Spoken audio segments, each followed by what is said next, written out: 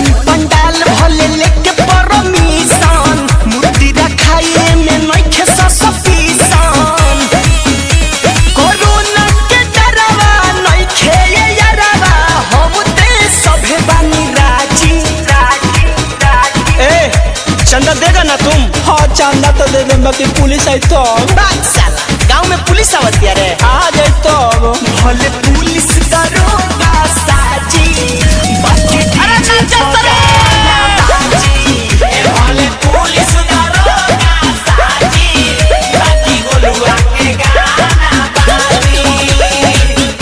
बोला बोला शेरा वाली मैया की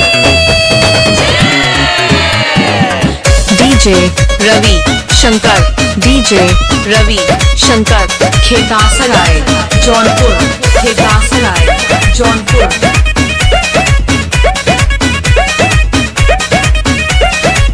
मैया मयार होई सुनली पुकार हो बन रहा बाबू कृपा से इनका न रही रोग प्यार हो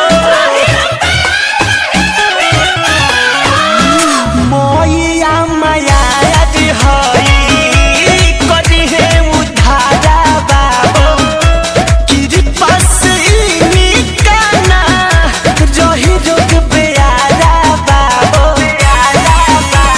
सब केहू लागी पीछे नहीं भागी कोरी नहीं केहू दाजा दाजी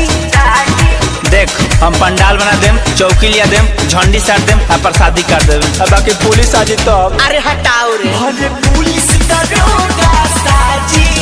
बाकी डीजे बगाना बाजी ए भले पुलिस दरोगा साजी बाकी गोलुआ के गाना बाजी डीजे रवि शंकर डीजे रवि शंकर खेतासराय जौनपुर खेतासराय जौनपुर।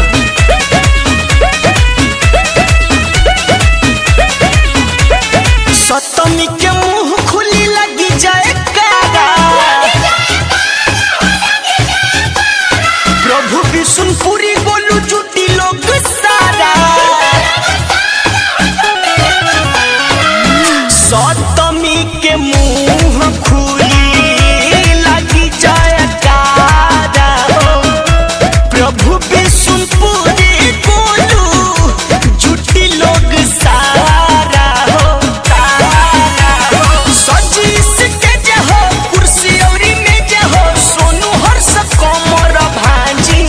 लौंडा कहाँ से आई? अरे शक्ति सोना है ना वो लौंडा बनी अरे व्यवस्था कर देगा बाबू अब पुलिसिया आ जाए तो भले पुलिस दरोगा साजी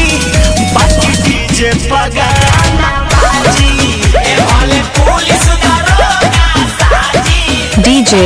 रवि शंकर डीजे रवि शंकर 3 साल रखे हैं 2 साल कम से कम और रखेंगे। 7317522880